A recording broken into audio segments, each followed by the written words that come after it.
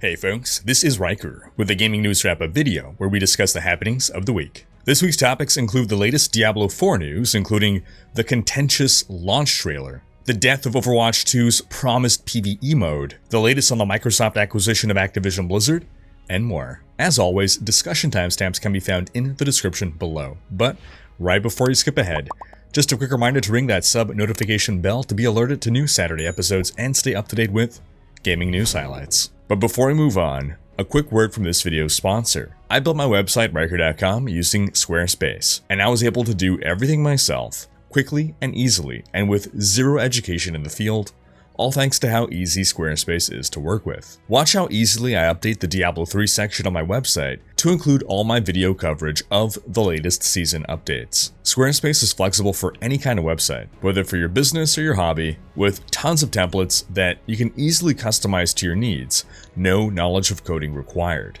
You can even connect your social media profiles to automatically push website content to your socials, set up members-only areas with exclusive content, and sell products. Basically, if you want to build a website, I recommend Squarespace. It's the all-in-one platform for building your brand and growing your business online. You don't need to install a bunch of different plugins, you never have to worry about updates or patches. Stand out with a beautiful website, engage with your audience, and sell anything. Your products, content you create, and even your time. Squarespace is offering my viewers 10% off your first purchase with them. Just go to squarespace.com/Riker or click the link in the description to sign up and start building your online presence.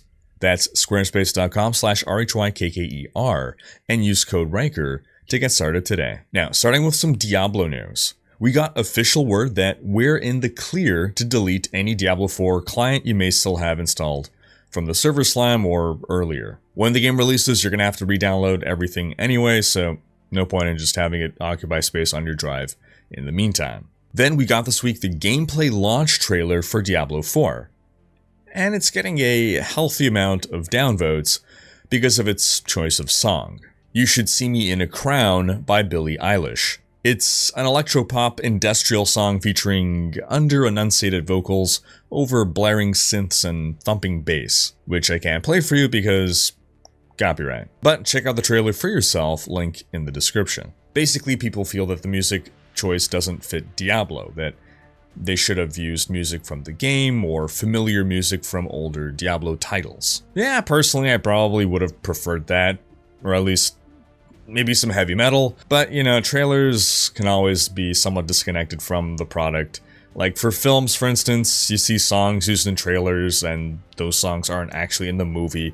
It's just to convey tone or just to make a hype trailer. And in fairness, the Billie Eilish song that they used is at least tonally dark. The lyrics seem to kind of fit, and the trailer is really well constructed to sync up with the musical beats. In fact, the mood actually reminds me of the trailer for the recent Dracula Untold movie.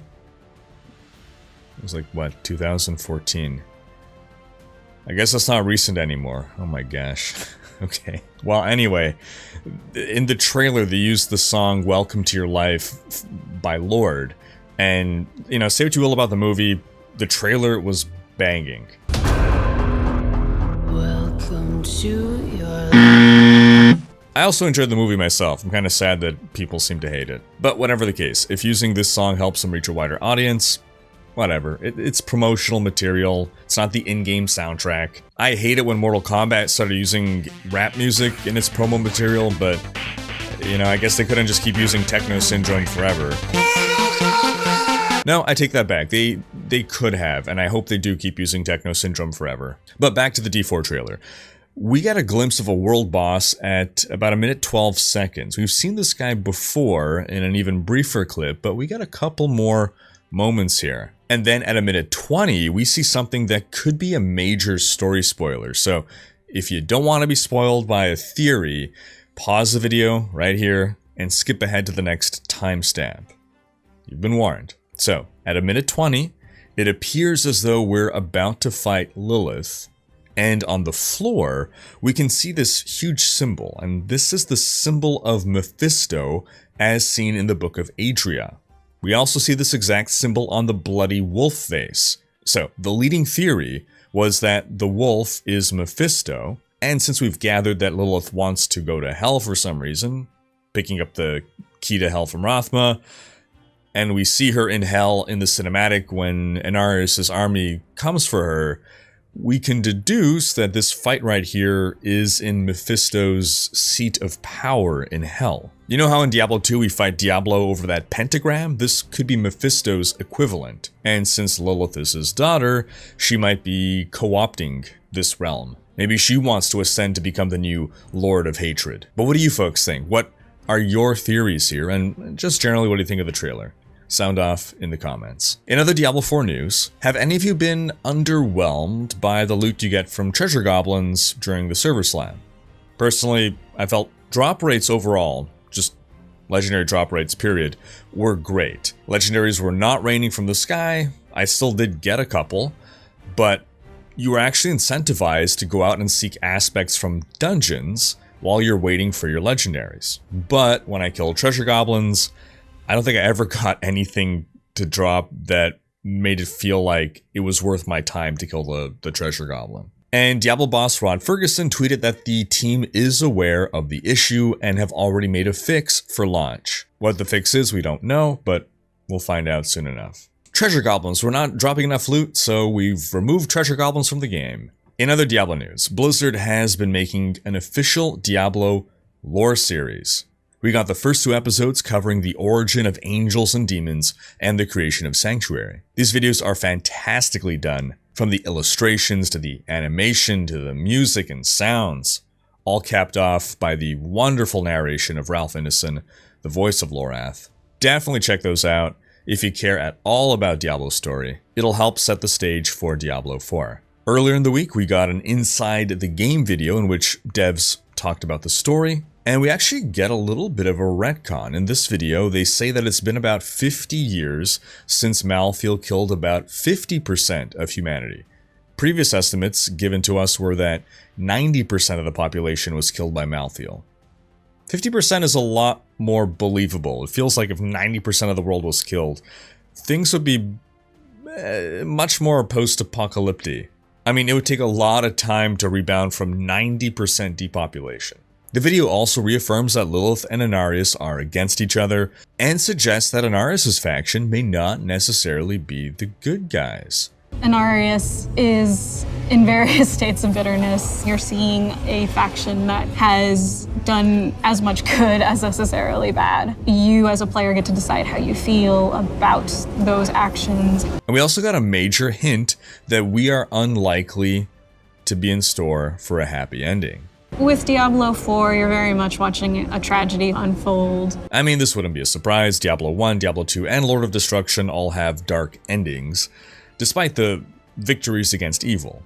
Diablo 3 really was the first game to have a very positive, upbeat ending before Reaper of Souls, which brought back a darker ending. So what's going to be the tragedy of Diablo 4? Hard to believe that we're only a couple weeks away from finding out. Then also this week, Blizzard released a blog post on accessibility, how they added features that could help players with disabilities without negatively impacting gameplay for others. The game has over 50 accessibility features of various types, like the ability to fully remap all control inputs, speech to text that transcribes what you say into text chat so that you don't have to type to other players, font and cursor resizing, audio cues for drops that are basically audio loot filters, a built-in screen reader for those with reduced vision, and more. And honestly, a lot of this stuff can be useful to all players. If you want to read more, link in the description. In other Diablo news, in case you missed it, toward the very end of the server slam,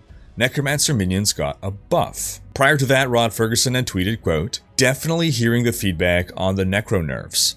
I'm feeling them too. Remember, balance is journey, not a destination. It takes tweaking to get it right." Later he tweeted, quote, "PSA, we're in the process of rolling out a server-side hotfix buff to Necro Skellies. It'll take a while to propagate worldwide, so we appreciate your patience while it's happening." Now, I imagine a lot of players didn't get to experience the buffed skeletons. If you didn't play in the last few hours of the server slam, I don't believe you got to try them. But my question for those who did is, how are the skeletons now? How were they for you before, and then how are they post-buff? Because I know most people said that they were terrible before the buff at least, but I know some people were saying that they were actually fine. So if, for instance, if you're one of the people who thought they were fine before, do you now think they're too strong? And of course, if you thought they were made too weak, do you still think they're too weak even after this buff? Sound off in the comments. Also in D4 news this week, through an interview with Eurogamer, we learned some new details about world scaling. Currently, when going through the campaign, monster levels always scale up with your level, but some regions have a minimum level and don't scale down. But once you've completed the campaign once, if you then start a new character and choose to skip the campaign, those regions that previously had a minimum level will not have that minimum level, meaning you can start leveling anywhere in the world. The only exception will be strongholds, which will always be a few levels above your character level in order to keep them challenging. Also, however, you can apparently become a couple levels higher than a zone during the campaign. So we don't know what the exact formula here is on level scaling, but it sounds like, in general, enemies will scale up with you, but you could be a little higher level than enemies or lower level depending on where you are. Oh, and if you stay in World Tier 2, monsters will never be above level 50. You need to advance to World Tier 3 to get monsters to keep rising in level with you beyond 50. Also, if you play in a party, monsters will scale separately per player. This was in the game since beta. So a level 1 character and a level 30 character can theoretically play together without the level 1 feeling useless because the level 1 character is seeing a level 1 version of the same monster. So, for argument's sake, the level 30 guy may see a monster with 10,000 health, just a random number, don't hold me to this, and then the level 1 person sees a monster with 100 health. It's the same monster, they just see different health amounts, and hits from both characters, the level 1 and the 30, both take off a relatively equal percentage of the enemy's health, but the higher level character has more skills in his toolkit and more legendary powers to stack, more bonuses, etc. So hopefully they're dealing a higher relative chunk of damage, but it's not going to be that the level 1 character is doing like 0.5% of the damage of the level 30 character. This basically allows people to actually play together even if they're not close in level without having to have the high levels carry the low levels. In fact, depending on how it's balanced, you might run the risk of the opposite, where sometimes downscaling makes the encounter easier, but hopefully they have things dialed in well there. Then lastly for Diablo news, Blizzard held this week an interesting promotion, a butcher-themed dinner in New York City that led to the unveiling of the Demon Meat Shake, which was then given out to select winners yesterday. The dinner event was a 4-course meal at a venue jazzed up with Diablo decor, lots of candles and butcher-themed paraphernalia like cleavers and meat hooks. It was hosted by drag performer Gottmik, who was dressed up in what could easily become a Necromancer cosmetic, like an open ribcage dress. And there were about 30 people in attendance, including some folks from the Diablo team, plus influencers from different spheres, with myself, Mr. Llama, Anna Cake, and Force Gaming there as Diablo 4 creators. Plus, there was even celebrity guest David Harbour, who turns out to be a real hardcore gamer. You know, on top of being a delightful human being and great actor. I live-streamed the dinner on Twitch if you want to check it out. Towards the end, Rod Ferguson sat down with us and answered some questions about Diablo 4, but overall don't watch this with the expectation of it being an interview filled with information. Now, the dessert itself was revealed to be the Demon Meat Shake, which was interesting. There was no actual meat, it was a dessert with the closest approximation that I could make being like jello that's been chopped up into bits and then partially liquefied. It was this bizarre combination of different textures and flavors. The point was for it to kind of feel like you're drinking demon guts. And yeah, mission accomplished. Every thick sip delivered a different ratio of slime to chunks. Sometimes you'd get a hint of cinnamon for a little demonic kick. Sometimes you'd get what felt like a berry seed, either from a blueberry or a raspberry.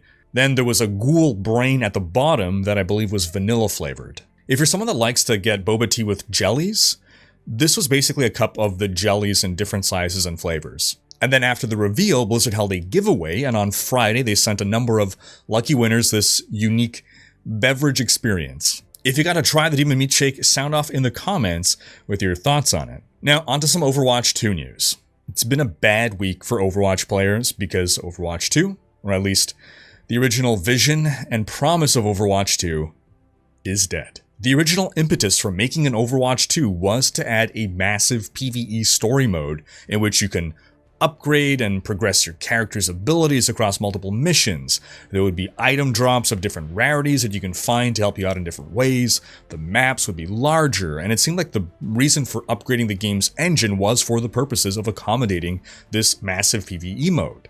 But then Overwatch 2 launched in late 2022 without PvE, but with a promise that it would come later. And this week we got confirmation that it is effectively cancelled. During a recent dev update discussing the 2023 roadmap, game director Aaron Keller explained that too many of their resources were being pulled away from maintaining the regular PvP game, with new heroes and maps, in order to build the PvE mode, and they had to make the decision to cancel that project in order to continue delivering regular content updates to the PvP game, rather than leave it, quote, languishing on the side. Because many in the Overwatch community would agree that for years while they were working on PvE, Overwatch was languishing on the side, barely getting any new content over a number of years. The devs suggest that there was, quote, no end in sight with regards to delivering on the original vision of the PvE story mode, at their quality standards at least. However, going forward, they're planning to make co-op gameplay and co-op experiences part of their live roadmap with big story missions, new cinematics, co-op events, and single-player hero mastery missions all coming. Basically an expanded and more regular version of the game's current PvE offerings, without it being an entire dedicated campaign. Now, understandably, the community was quite disappointed by this. Well, disappointed is putting it lightly. The result of this is that Overwatch 2 has basically just become the free-to-play update to Overwatch, with the revamped monetization model. And it does make one wonder, why did Papa Jeff, the former game director, leave? Could it be because he knew this is where things were heading? Regardless, this isn't the first time Blizzard has cancelled something because it just wasn't living up to their vision and standard. Diablo 3 promised to have a PvP mode and then launched without it, with promises that it would come later, and it was ultimately cancelled because they just couldn't get it to be fun enough. And honestly, it is better to scrap something than push out something that sucks. But PvP wasn't the entire purpose of Diablo 3. It was just, oh, here's this cool thing that's coming with it. But PvE was the entire point of Overwatch 2. And again, during all this time working on Overwatch 2, the live game barely got significant updates, so it's a tough position for the devs to be in. Do you release a PvE mode that doesn't live up to your standards and people say it's mediocre or crap? Do you keep working on the PvE mode, letting the live game continue to get few updates because of the resources that you need to allocate to the PvE mode, and that could take many more years to finish? Or do you just break everyone's heart and give up altogether on PvE? Every option sucked. Likely the best thing to do would have been to never promise the PvE mode in the first place and keep it a secret until they were sure it was good enough for launch. Myself personally, I played and enjoyed Overwatch a lot back when it launched, maybe 6 months to a year. I forget exactly how long I played it, but I would have come back for Overwatch 2 for the PvE campaign, at least to try it out, play through it once. As it stands, I have not played Overwatch 2, and now I have no reason to try it out anymore. Not because I think it's bad, but I don't want to put the time into getting good at PvP, and I just want to experience the campaign. The first Overwatch 2 trailers showing all the features that they would have seemed so exciting. I enjoyed the PvE missions in the game, but I wanted them to be something bigger and more fleshed out. Then moving on to an update on the Microsoft acquisition of Activision Blizzard. The European Commission has approved of the acquisition on the condition of certain concessions in the area of cloud gaming. Basically, consumers need to be allowed to stream Activision games that they purchased on any cloud streaming platform. As it stands, the only body to firmly rule against the acquisition is the UK's CMA, who blocked the deal. Activision CEO Bobby Kotick said, after they got the approval from the European Commission, quote, "We intend to meaningfully expand our investment and workforce throughout the EU, and we're excited for the benefits our transaction brings to players in Europe and around the world." This is in contrast to a comment made from an Activision rep after the UK blocked the deal, which basically said that they will reevaluate their strategy for the UK and that big companies will now see that the UK is closed for business. And just as a point of clarity, the US's FTC has not yet approved nor blocked the deal. The case is ongoing. They seem reluctant to want to accept it, but it's not blocked the way that it's blocked with the CMA. And in the case of the CMA, Microsoft and Activision are planning to appeal. However, the UK regulator, the CMA, is still standing by its decision even after the European Commission gave its approval of the acquisition. However, the UK Chancellor seems unhappy with the CMA's decision, or particularly the fact that it has led to the headline that the UK is now closed for business. When the Chancellor appeared at the British Chambers of Commerce on May 17th, he stated that all UK regulators need to, quote, understand their wider responsibilities for economic growth, though he did stress that his comments were not intended to undermine the CMA's decision. I guess they weren't intended to, but he didn't really care that they did that. Oh, what's that? Oh no, I don't intend to make it seem like I'm threatening you, I just like baseball. So, yeah, it seems like there's a little bit of pressure there. Ultimately, the CMA doesn't have the power to block the deal outright. They have the power to block it in the UK. That's my understanding, at least. So, in theory, if all other regulators of different countries approve, then Microsoft and Activision Blizzard could choose to go through with the acquisition, and they just have to change how they handle their business in the UK. Like, by leaving the UK. I don't think this is a likely outcome, but in theory. Then, in some quick Zelda news, Tears of the Kingdom has been selling incredibly well.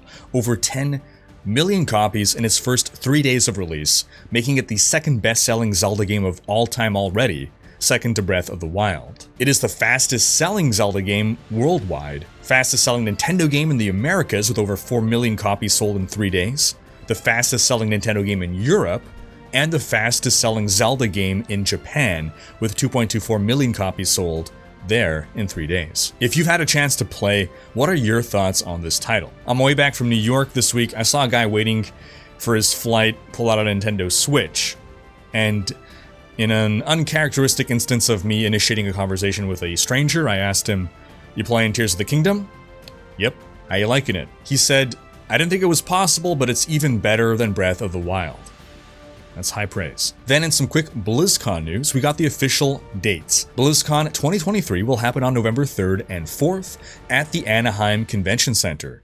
More details about the show will come in the next month. Then in some last Epoch news, we're in the pre-patch hype period for upcoming patch 0.9.1 Rising Flames, which is set to release on May 25th. The devs revealed this week that revamped ladders are coming with the patch, which will feature several categories for you to track your progress against other players and groups, including distinctions between account found and trade-based players. And while you can see some basic information on your competition on the ladder, you cannot see their full build. And this is intended in order to stop people from just copying the top leaderboard builds and allowing players to be rewarded for coming up with some secret powerful build. Then on Hype Day 2 this week, they revealed the updated visuals to Reaper form, which look sick. But on Hype Day 3, there was something of a kerfuffle as they revealed the cosmetic store. However, by the next day, they took in community feedback, and they made some immediate changes by removing some criticized anti-consumer practices and reducing prices across the board. As always, the dev team remains extremely communicative,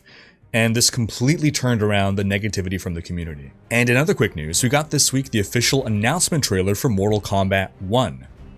Speaking of Mortal Kombat earlier, it appears to be a soft reboot, technically a sequel, but taking place in basically an alternate timeline created by Liu Kang. I always loved Mortal Kombat as a kid.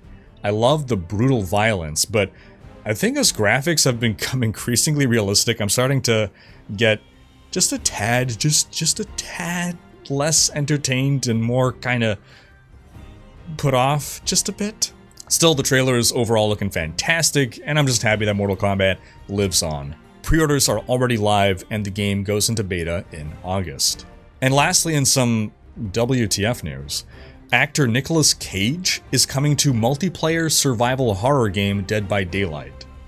Like, as himself. It's not clear exactly what this will entail. We'll find out on July 5th, but it seems he may be a new character that you get to play. Not that he's portraying a character. You get to play as Nick Cage. You gotta love Nick Cage. And that's gonna wrap up this week's video. But do be sure to check out last week's video in which we discussed the Diablo 4 Server Slam patch notes. Thanks for watching. Special thanks to my Twitch, Patreon, and YouTube supporters for making these videos possible. If you like what you see on this channel and want to support the creation of more content, you can consider pledging on YouTube or Patreon and unlocking behind-the-scenes content, monthly virtual hangouts, and more. If you enjoyed this video, please share it. Check out these other videos, and subscribe to join Riker's Raiders for more gaming content.